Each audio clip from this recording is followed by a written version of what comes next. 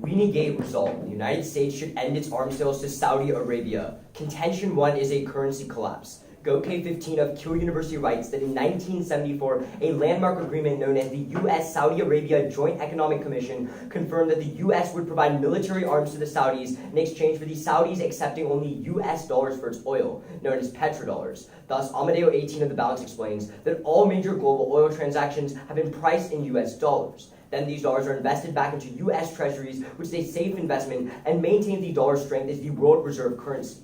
However, Hedge reports in 2018 that China, Russia, Iran used the petro-yuan and have proposed an offer for Saudi Arabia to join, concluding that with Saudi Arabia's support, this bloc would have enough volume to choke out the petrodollar. Reuters 18 furthers that Saudi even threatened to switch after America threatened sanctions and lawsuits, making it inevitable when you affirm.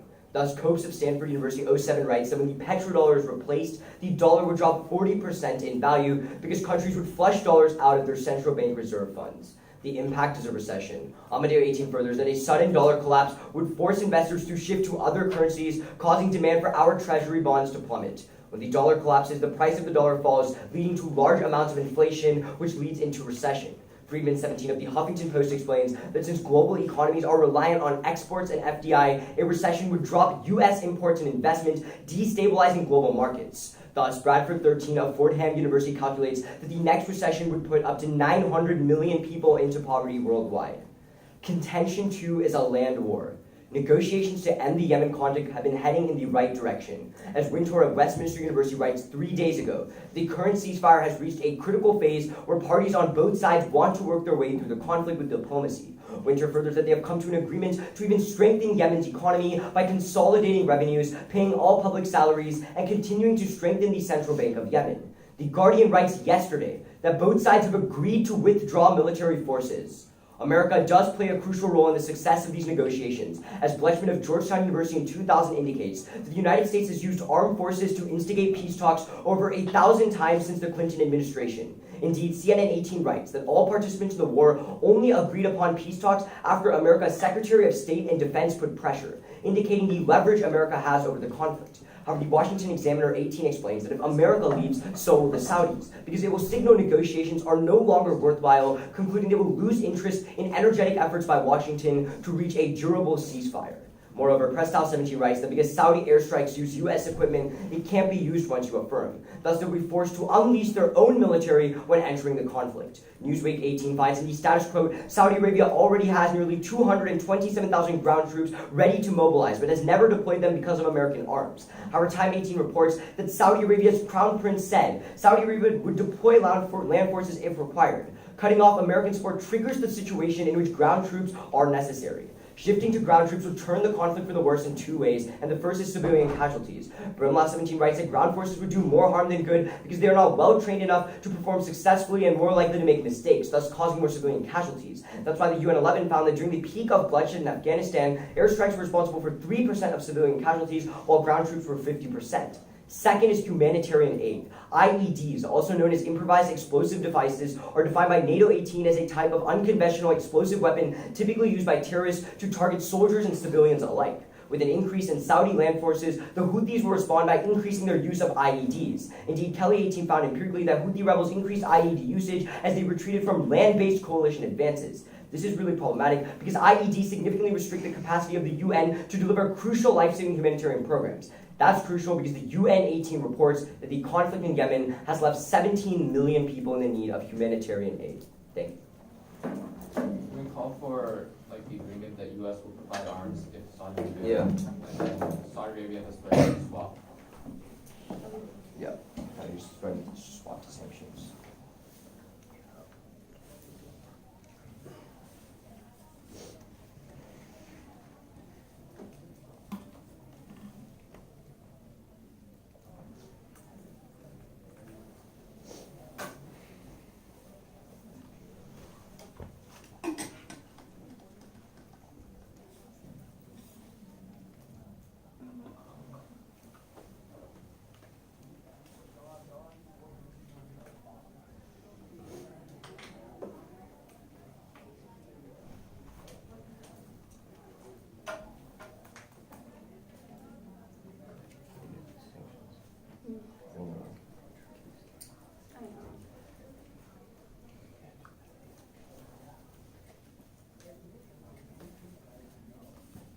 so you guys said sanctions and what was it all? Well, like, the U.S. will provide arms if Saudi Arabia sells oil in U.S. dollars, and Saudi Arabia has threatened to swap. Alright.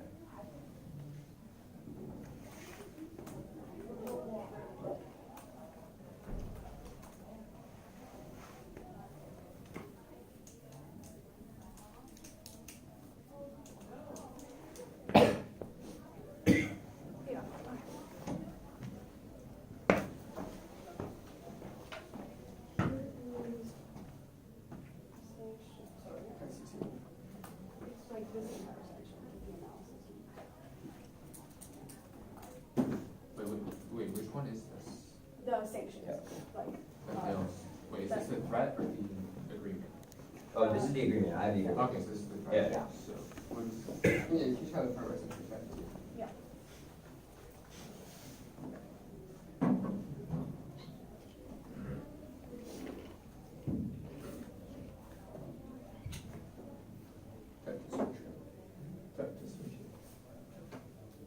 Yeah, basically.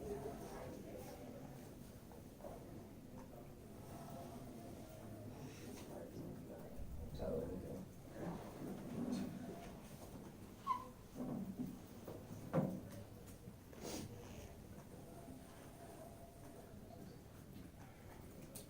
Alright, this is the petrodollar. Okay, sorry, not petrodollar. No, it's like right here. It's US Agricultural Technology Commission.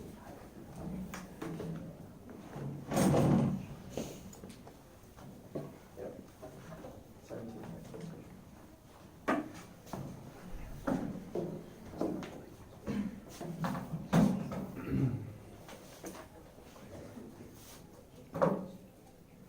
Alright. Is everybody ready? You guys ready? Yep. Eric and I affirm resolve. The United States should end its arms sales to Saudi Arabia. We observe that the most likely way arms sales will end is through the bill introduced in Congress, which ends all arms sales, intelligence, servicing, equipment, and training. Our first contention is Yemen. A 4-year-long civil war has been raging in Yemen between the Saudi-backed Houthi government and the Iran-supported Houthi rebels. Unfortunately, Saudi Arabia's aggression, which is fueled by U.S. arms sales, harms potential peace for 2 reasons. First, Saudi Arabia's presence in the region is driven by their hatred for Iran. However, Juno from the Washington Post 16 explains that Saudi Arabia's military pressure in Yemen is counterproductive because it drives the Houthi rebels closer to Iran. Second, Stratfor 18 explains that the Houthis are only able to maintain their recruitment numbers and legitimacy because they can portray Saudi Arabia as the aggressor. If the Houthis appear responsible for prolonging the conflict, they would lose support within their ranks. Continuing U.S. arms sales only further fuels Saudi aggression and prevents successful peace talks. Bozzi from the Atlantic 18 states that due to military support, the U.S. signals to Saudi Arabia that a clear military victory in Yemen remains possible. While Saudi believes it can crush the Houthis, it has little incentive to negotiate. Reason 18 finds a correlation between Saudi aggression and weapon imports, concluding that U.S. arms make violence more attractive for Saudi Arabia. That's why Thrall 18 reports that recipients of arms sales are 70% more likely to engage in conflict. In fact, Bandow 18 finds that Western nations dropping support for the war has forced Saudi Arabia to start making peaceful concessions. This is why Bozzi concludes that Saudi Arabia is much more likely to accept a peace process if it is clear that the U.S. won't provide military assistance. Ending the war is critical, as the UN named the Yemen civil war the world's worst humanitarian crisis. Al Jazeera 18 finds that 40,000 have been killed as a result. If the U.S. ends arms sales, Saudi Arabia will end its aggression, and the civil war will finally come to a close. Our second contention is crippling Saudi's military. A is for airstrikes. Riedel 18 finds that the Saudi Air Force is extremely dependent on American military support. According to Rogan 18, the U.S. is critical to the Saudi coalition because Saudi Arabia lacks the integrated command, control, intelligence, and logistical skill to employ its military effectively. It gets worse, as Cavalry 18 finds the massive process of swapping from one country's infrastructure and weapons to another country's would take decades, and that Saudi Arabia relies on the U.S. for daily maintenance. In fact, Mira 18 states that if Washington halted military support, the Royal Saudi Air Force would be grounded the next day. Ivanova 18 of CBS explains that U.S. military support has been instrumental in the 16,000 airstrikes conducted by Saudi Arabia, which has shown consistent evidence of targeting civilians. Continuing airstrikes would be catastrophic, as Clark from the Post-Gazette 18 states that airstrikes would bring an additional 3.5 million Yemenis to the brink of famine, and Beaumont 18 furthers that 1/3 of airstrikes hit non-military targets. B is for blockades. Bewley from the NATO Association 19 explains that Saudi Arabia has imposed naval blockades on Yemen to undercut Houthi supplies. Unfortunately, Konzo 18 from Reuters quantifies that Yemen imports 90% of its food. Gibbergadon 17 from Reuters explains that since the blockades began, shipments to Yemen fell to 40%. Luckily, ending U.S. arms sales will severely cripple Saudi Arabia's blockade capabilities. Trevor Thick from the Drive 17 writes that American equipment is the core of Saudi Arabia's naval forces, and the Marine Corps assessment of Saudi forces found that the Navy is unable to perform its own maintenance. Without U.S. arms sales, the Navy would not be able to operate, which would greatly benefit millions of Yemeni people. The World Food Program in 2017 found that even a partial blockade could push an additional 3.2 million people into poverty, and 150,000 children could die in a matter of months. The situation is also time-sensitive. The UN finds a few months ago that 250,000 are facing a catastrophe, starvation, death, and destitution. To save hundreds of thousands of lives, we affirm.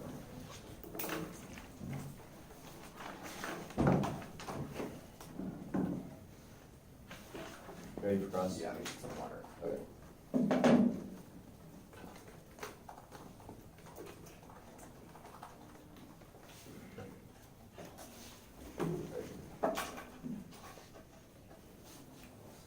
Are the judges ready? All right. Time starts now. Would you say that Saudi Arabia is an oppressive and aggressive actor? I would say that right now, yes, it is being the aggressor. Okay, so if Saudi Arabia is an aggressive actor, would you say that the United States' leverage over an aggressive actor is important to get them on the negotiating table? Yes, I would say that, but I would also say that if you actually want to get them to the negotiating table, you have to use that leverage, which would entail ending. But we already are on the negotiating table. As we tell you literally yesterday, Saudi Arabia is withdrawing their military forces away from the port, which links into all your naval blockade evidence. Wait, so you're saying that they've actually started to withdraw them, or they've agreed to? I mean, they've agreed to, but Okay, it's so important progress, which is the important part. Wait, let's talk about that. Didn't they Yeah. agree in December to have a ceasefire to like end everything? Sure. Okay, yeah, and then there were thousands of violations on both sides, right? Okay, so here's... can you give me an empirical example Okay, of so when they've actually... here's how we're going to do it, right? So there's going to be comparative weighing done on both sides. You guys are going to say that our negotiations aren't working perfectly. While I can concede that our negotiations aren't working perfectly, the comparative weighing is that when you have the United States leverage, that makes negotiations a lot better than it would be in your world. If Saudi Arabia doesn't have an incentive to negotiate, they're going to take an offensive approach. Can you give us an empirical example of them agreeing to something and then actually following through with it? I mean, I would argue that like any the current example, ceasefire, I would argue that the current ceasefire, like all your evidence about like all these like lives and don't actually post-date a lot of the things that happened in the ceasefire. I would argue that the fact that they're trying to fix the Yemeni central they're trying to consolidate revenues is progress. You haven't answered my question. Is there an empirical example of them agreeing to something and then actually following through? But that's do you not have an empirical example. How is that an empirical example? No, do you have I'm providing you information that right now in the ceasefire, while it's not 100% perfect, we're still minimizing the amount of casualties by having them sit at the negotiating table. You have not answered my question. How do they have an incentive to negotiate in your world? Wait, because we end arms sales, so they literally can't fight. But it's a really big leap to say that once Saudi Arabia doesn't have arms, that they're suddenly going to jump to the negotiating table. I would argue that you even agree that they're an oppressive actor. What other that means that they're not going to what the other negotiating options do they table. have? I would argue that that's literally our entire case. MBS himself said that if this situation requires it, he will have to deploy ground troops. I would argue that America taking away airstrikes is what's going to trigger that. Eric's going to address that in his question. I have a question. Yeah. Okay, so what has the current ceasefire actually accomplished? Like, have you actually seen anything happen? So I've already answered this. I would argue that, like, sure, there's like some number of violations on the current ceasefire, but a lot more casualties would be happening if we don't have that ceasefire in place. Okay, so you're saying it's like a lower because level our of evidence violence. as of Saying it's a yesterday. lower level of violence. Yeah, obviously. Our evidence as of yesterday says that there's important progress, and both sides are withdrawing military forces. Evidence since December 18th has said that there's been important progress, and we haven't seen anything actually. But my evidence as of yesterday is something a lot different than what has happened before. Both sides agreed to withdraw military forces. That's never happened. In the past. Both sides have never agreed to withdraw military forces. If you have an example of that, then I'll engage that. Wait. Can you just give me an empirical example of them agreeing to something and actually following through? I mean, it's a lot. And actually following through. Can you give me an example? They are following through. Yes I'm saying it's important progress. That means they are following through right now.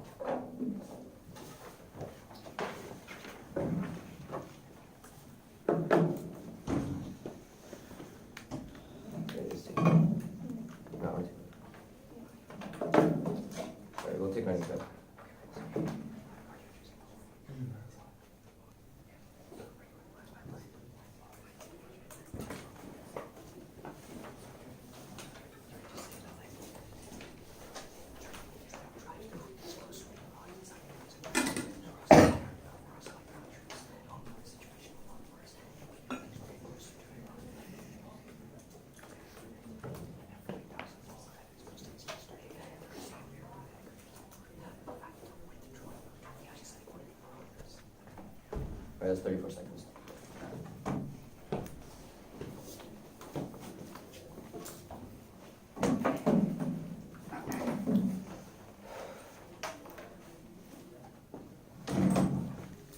So I'm going to start off with an overview and then go down their case.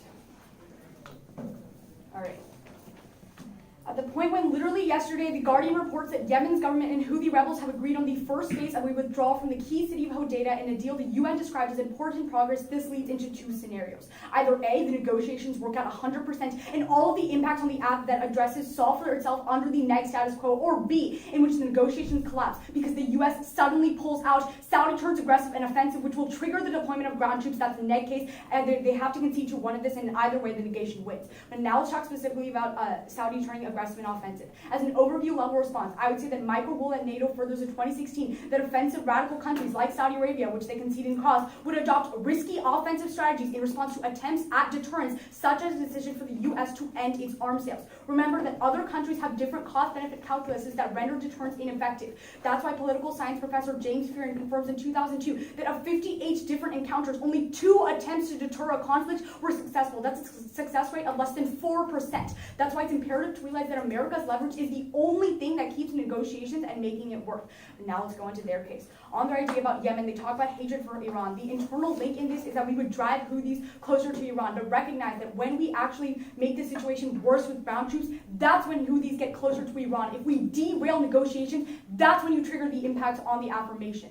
Then they talk about how negotiations, the Houthis are going to come to the negotiating table if the Saudi pulls out. But I would argue that that's simply not true. I would argue that when the US pulls out, that's when Saudi aggression kicks up. Recognize the comparative weighing here. Negotiations are comparatively worse under the affirmation. That's because without the US as a democratic and a rational actor there, you're going to see Saudi Arabia make irrational decisions, and that's when ground troops get deployed.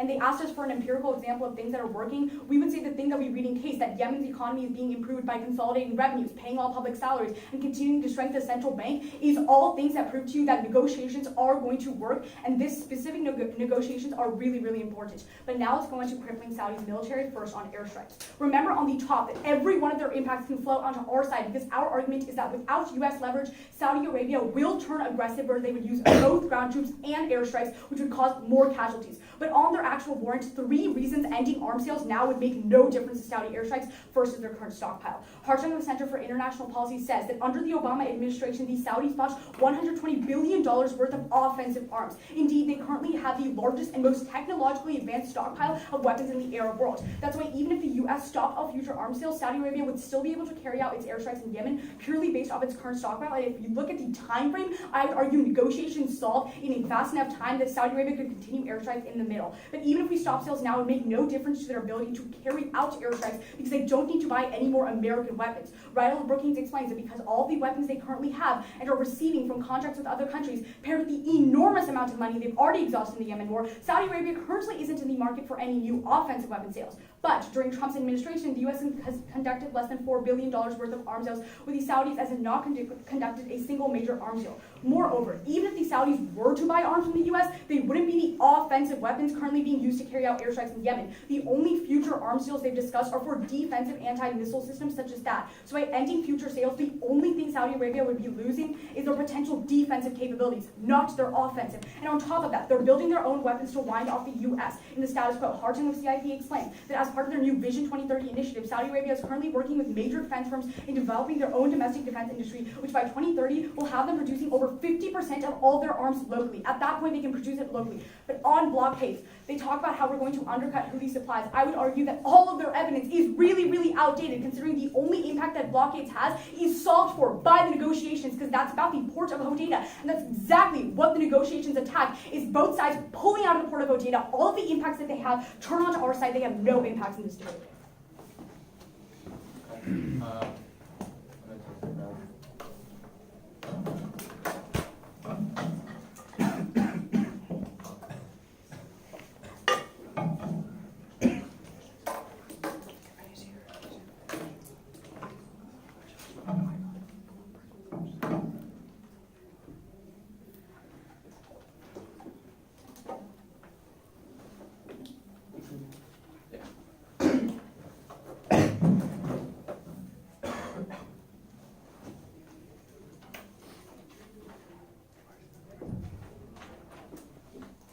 Wait, before, can we see Yemen, are they like actually paid the salaries of people in Yemen? Yeah.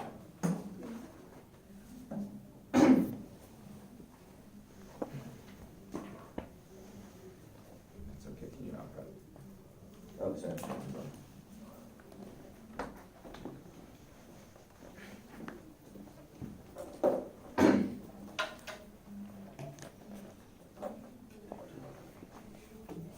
Yep.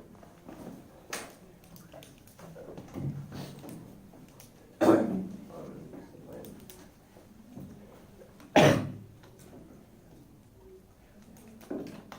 you say, do you have anything that says they actually have done it? Or It's in plan. Okay. Alright. So we'll start on like leverage and negotiations, which kind of apply to both cases. So I guess no review. Okay, overview on our case then?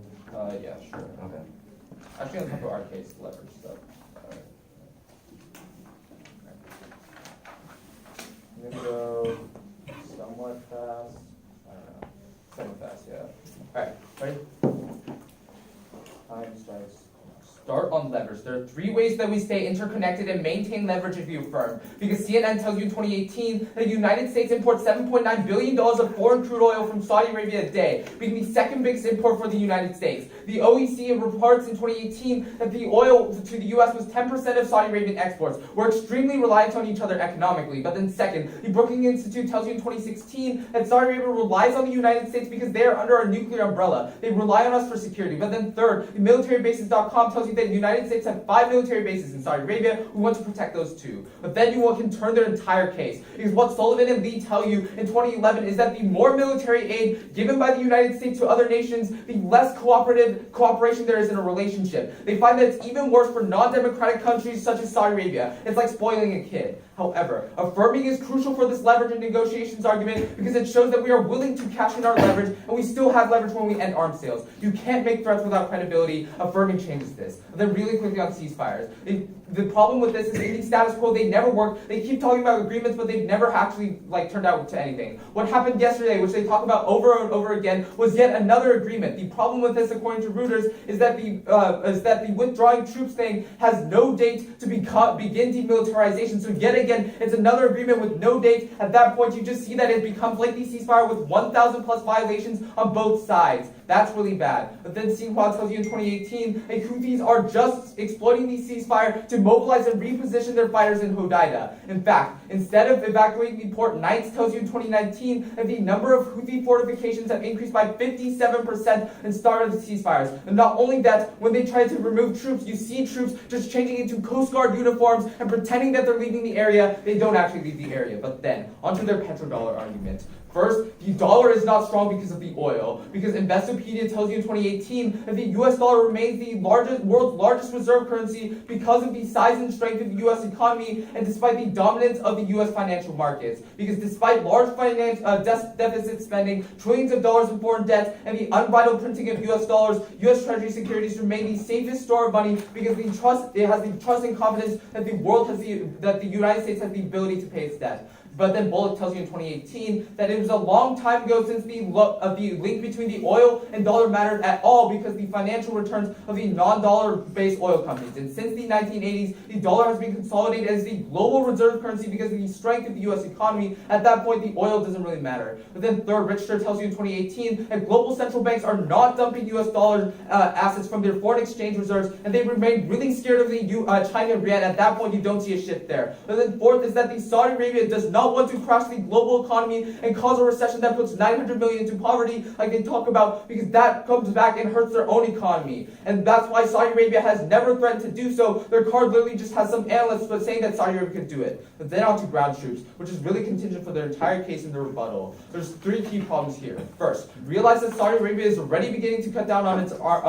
ground troops, because their own card, Newsweek, tells you that Saudi Arabia is trying to decrease their reliance on oil, which means that they are probably going to have to decrease their army, which means they're going to use the army less. And that's why Tamimi, a Yemen political researcher, tells you in 2018 that the Crown Prince's words are likely an empty threat that are not likely to manifest at a significant amount. But then second, this is especially important because Saudi Arabian troops are already in Yemen, because the New York Times reports just yesterday that Saudi Arabian commanders have admitted their troops are at a standstill due to the landmines in the region that are already there. They can't make advances. But then third, you're going to want to turn this argument because Saudi Arabian army is reliant on U.S. technology, because the Chicago Tribune tells you that Saudi Arabia purchases U.S. minesweepers, and King tells you in 2012 that U.S. training and technology is key for the near region. If they can't actually detect these mines, they can't send these ground troops in. Thus, we affirm.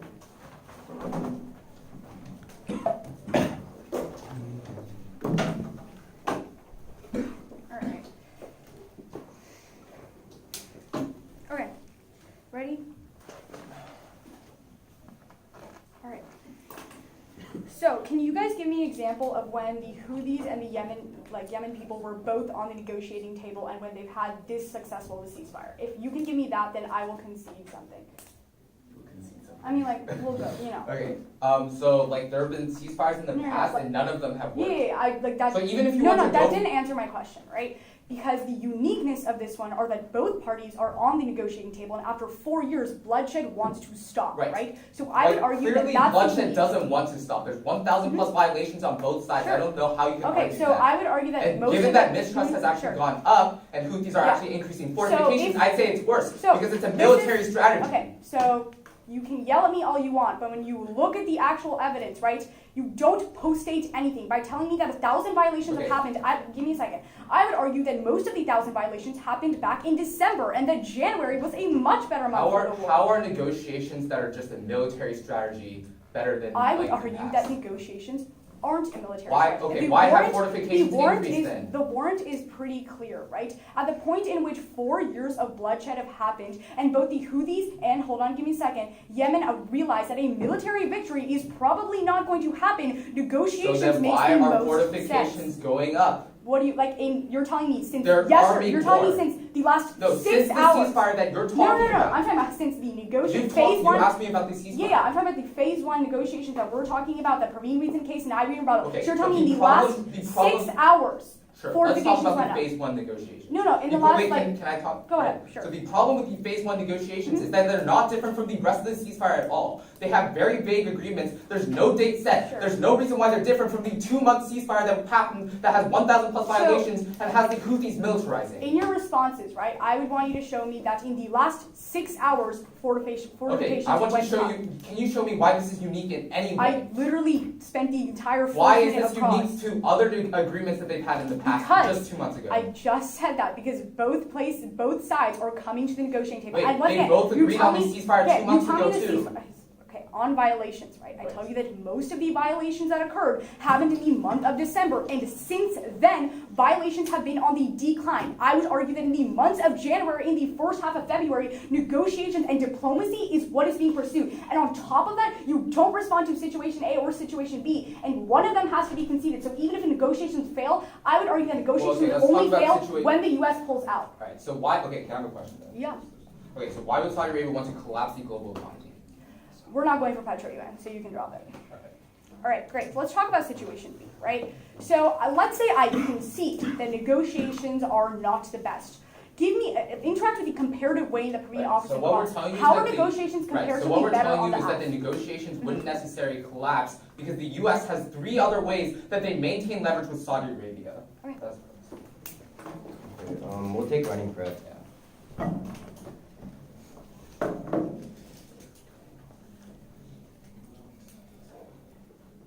Oh wait, can we call for? No, after. Okay, after.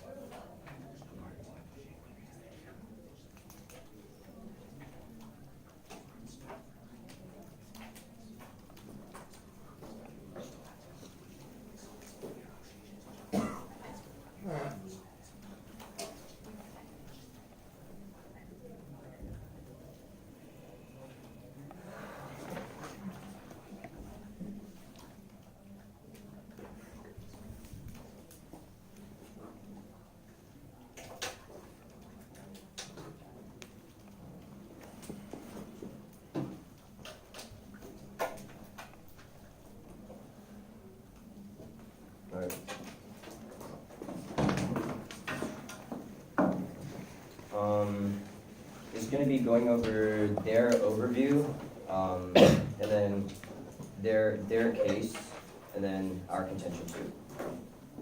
All right. Is everyone good? Ready?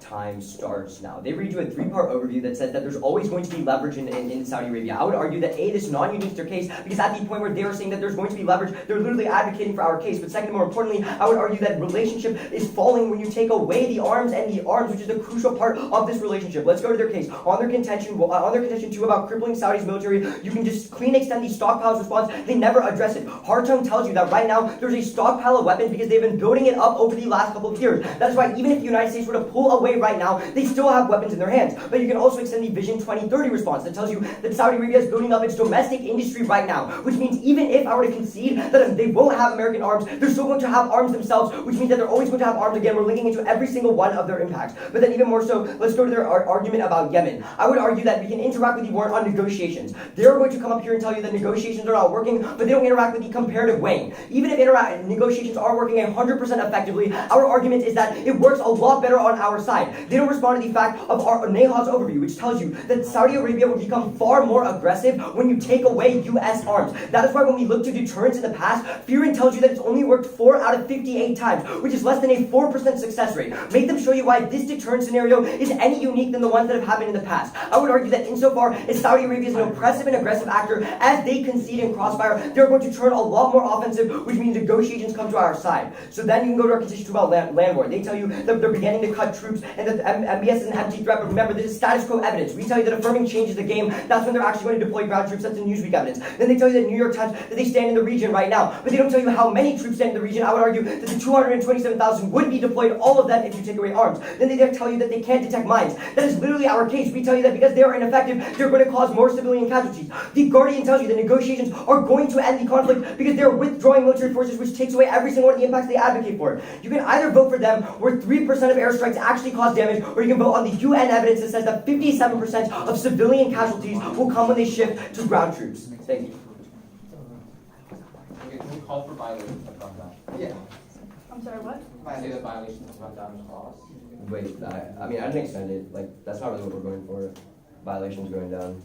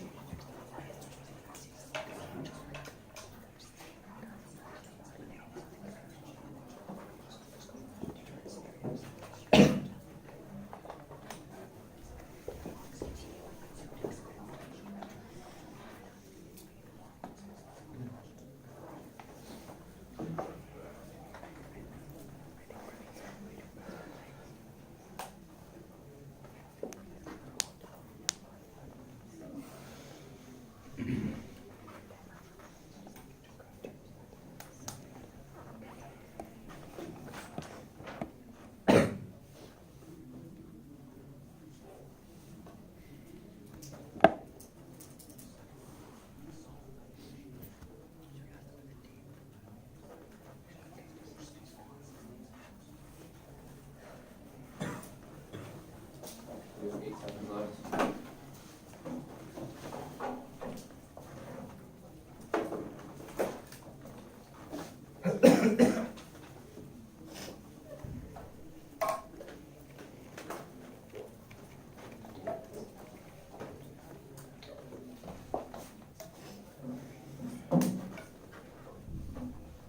Okay, so it'll be quickly on the overview, and then on to Yemen, and then yes, I'll sign this. start off on the idea of the overview. We're still going to have remaining leverage, but the point is if we want to actually cause change in Saudi Arabia, we have to use that leverage. That's why we cease arms sales. We'll still have the oil, we'll still have everything else. But the point is we are actually using the leverage in our world. We're actually going to get them to concede. Now, on to Yemen. First of all, remember my partner's turn, Sullivan and Lee. When we give them more military aid, they become less cooperative. We're spoiling them. We're essentially telling them that they can win the war. That's really bad because you're only going to continue the conflict. But furthermore, they don't respond to Stratfor 18, who explains that the Houthis can only maintain legitimacy and survive and keep fighting because they portray Saudi Arabia as the aggressor. Insofar as Saudi Arabia is going to be taken down, you're not going to see the Houthis fighting anymore because they're simply going to fracture and die. That's the best way to solve for peace. Now, first on airstrikes, they mentioned stockpile. But furthermore, realize that our argument is far more nuanced than that. It's about maintenance. That's what Cavalry says. It's still going to, the airstrikes, the capabilities are still going to go down. They also read Vision 2030. That's really in the future. We're talking about short-term decreasing the military. But now onto negotiation.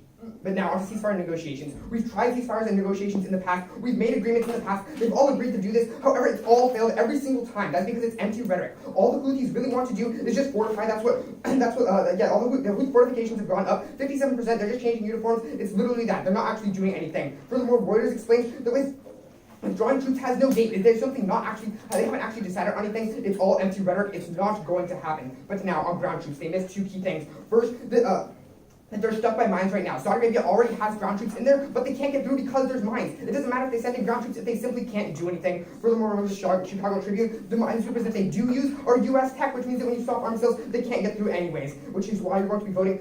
Which means we are going to solve the Yemen conflict best. But the other way you can vote for us really easily is on blockades, because blockades haven't stopped. Remember 6 days ago, they are still going on. These negotiations haven't solved for the blockades. That's really key because the Marine Corps finds that the Navy cannot do maintenance on its own, which means that you're going to be seeing blockades stopping in our world. Remember that only a partial blockade causes 3.2 million more to go into poverty. 250,000 are going to die extremely soon if we don't act. That's why we have urgency on our side. Are you ready for class? Alright, so judge is good? Alright, time starts now. Okay, so you guys read this response, right? The New York Times response, it says that there's troops in the region right now, right? The Sandstone region. And then you also tell me that these troops are stuck up in mines. Which one are you going Wait, for? so there's troops in the area, but they've been stalemated because they can't get through the mines. Yeah. So are these troops just sitting in a mine and not doing anything? They'd be dead by now. Wait, no, there's minefields. They realize that there are minefields and wow, we can't get through this, and so they can't. Wait, no. Okay. They're getting through them, but they're doing it really ineffectively, which is why. Okay, so you can have what does ineffective mean? Can you terminalize That's what the commander crossing says, through? so I don't grand- know. Yeah. So for one example, there's one dude he goes in, he clears maybe 2 mines, and then his leg gets blown off because he misses the next one. Okay, but you're also telling me that they're ready to stand still in the region, which means that you're telling me that they're ready to combat right now. That's how you try to non-unique my argument. Wait, we you're say that there are non-unique my ground troops argument. in the area, but they aren't effective. Okay, so they So aren't if you put effective. more ground troops in the area, it doesn't make them more But yeah, effective. they can't do So your anything. argument is that let's say in the next 5 years they're gonna be stuck up in mines. No, they're stuck in mines right now. Yeah, and they're gonna be stuck in mines I for mean, it doesn't matter 3, how 4 many more years. troops you send in, I mean, they're still I going to would be say stuck it's at Houthi I would mines. say it's a time frame thing, right? Even if let's say these ground troops delay 3 or 4 months because they're stuck up in mines, eventually they're going to come out and eventually our impacts are going to trigger. Tell me how long they're going to be stuck up in landmines. This response is really not terminalized. Wait. The point is, they're stuck in landmines right now. They've already sent in troops, right? Which means that when you affirm and you end arms sales, even if they send in these ground troops, they're going to be stuck in these mines No, for but at that's least some period of time, But and that's then when we you over also- negotiate. Yeah, but that's the problem, right? For some period of time, we can't wait against that, right? Yeah, sure. Okay. So let's talk about ceasefires again. Insofar as you still haven't provided a single example of a plan being followed through on, and you also Okay. haven't responded to the fact that they're Okay. using this to militarize. Why Okay. should we buy that ceasefires are good? There are 3 responses. The first is the Westminster University that says that right now we are trying to fix the problems in Yemen. The second is the Guardian evidence that you literally dropped in Can you summary. give a single No, example? you dropped the Guardian evidence in summary, and our argument is that literally a day ago they are withdrawing U.S. military forces. I would argue withdrawing, or have actually withdrawn, or have agreed they are to? withdrawing. It is important progress, but more Okay, you important. would like to see the card Wait, that says more- that they're actually withdrawing. I'm not going for that. I can agree with you that they haven't done it yet, but they just Okay. said that they would. But here's my more important question back at this. On a comparative scale, what incentivizes Saudi Arabia to negotiate in your world when they are an offensive actor? Which I bring up in summary and you can see in second summary. So let's think about this. The point is, even if you are an offensive actor, you can't go on the offensive if you literally don't have the capability. Okay, but the problem is, right, you guys drop a lot of things. The first is the Vision 2030 Wait, program, no, we where didn't you're drop that, already we didn't building drop that. up. No, Wait, I wait, never heard that. That's 50. Wait, yeah, we explained Explicitly that that's like it's gonna take too long for them to do that. Like at 10 years to only get 50%. They're Okay, still going and to then you take just say that like stockpiles, they don't have like that they you don't have interact a with maintain. you don't But the interact with stockpiles are literally of U.S. munitions, U.S. spare parts. Yeah. They use those stockpiles Yeah. to incorporate. Here's the problem. You don't address our overview that it's essentially maintenance, and then Cowley who says you literally I drop just Cowley. responded to that. You drop Cowley who says that they need U.S. daily maintenance. So like, Well, I responded to that, but sure. alright, you guys can take that. Oh yeah. Like, there's like 10 seconds.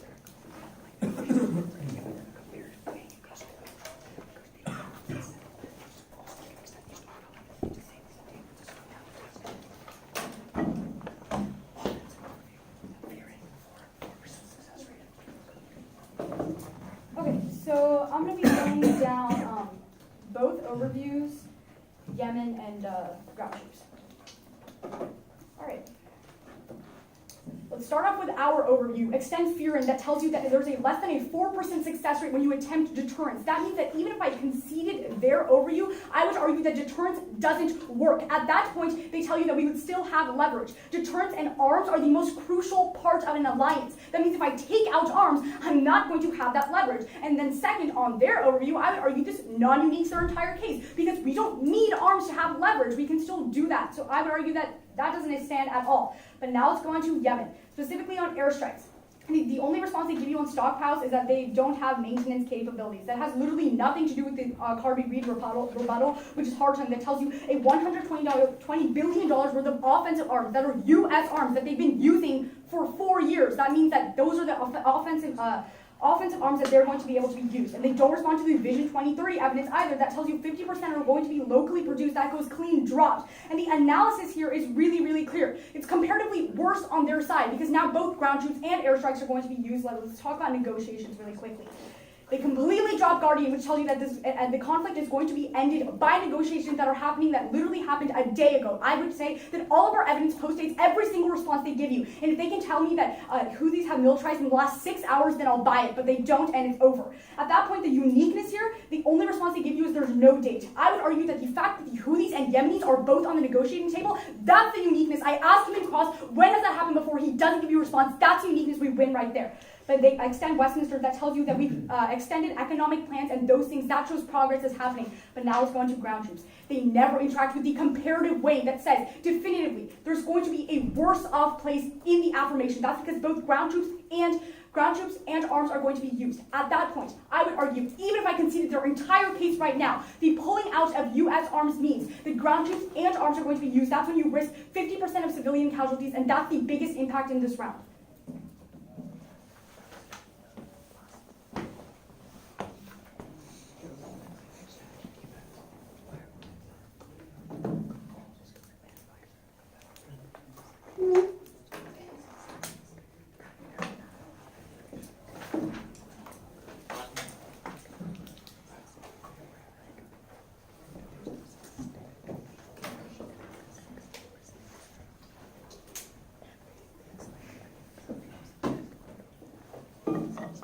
There'll be ceasefires, leverage, like our first contention, and then ground troops and blockades. Alright, time starts now. They never respond to the fact that the ceasefires was entirely a militarization strategy for the Houthis. They also don't respond to the fact that when we see Houthis redeploying, it just means that they change into Coast Guard uniforms. They never respond to just because they post it doesn't mean that the entirety of the strategy for the Houthis changed. Don't buy that. But then, even if you want to buy that, realize that leverage still continues and the ceasefire doesn't collapse when you affirm. Because what we tell you is that the Saudi Arabia and U.S. rely on each other for oil and nuclear agreements, that security and economy, that's a huge amount of leverage. You don't end there. But what we would also say is they never respond to the turn, where Lee says that the more arms you give them, the less cooperation Saudi Arabia has, which means that you're giving Saudi Arabia a blank check. But what happens is when you decrease the amount of aggression that Saudi Arabia has, you see that Stratford tells you that the Houthis literally fracture. At that point, we don't need negotiations to win this round because they never respond to the nuance of our arguments. We tell you that when Saudi Arabia has less capabilities, which we've proven, that means that you see that the Houthis are actually end, and then you see no peace because or you don't need to see peace through negotiations because the Houthis are just not going to be a party, and then you see peace throughout the entirety of the peninsula. But then onto ground troops. This goes really mishandled by them because what we tell you is that the only way they get through mines, and they're not even really getting through mines right now, is through U.S. technologies. And when you lose that U.S. technology through minesweepers, what we literally tell you is that the ground troops can't be sent in anymore. That's why the political professor tells you that the threats of putting more ground troops in is empty, and you can't send 272,000 troops into their death without technology. But what we're clearly winning on today's round is blockades, because they never mention how blockades have ended even a day ago. Because if blockades are still happening 6 days ago, it clearly shows that negotiations don't work, and that negotiations are starving millions of people in Yemen right now. Therefore, we're going to outweigh on time frame, because the moment you release or remove the capability for Saudi Arabia to blockade, 3 million people are going to get food. But not only that, we contend we bring peace to the peninsula because we don't rely on negotiations that have failed over and over. Thus,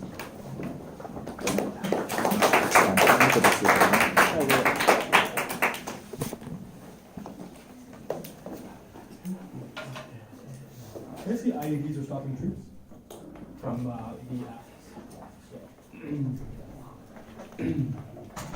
and the U.S. minesweeper stuff. Which one of you guys is double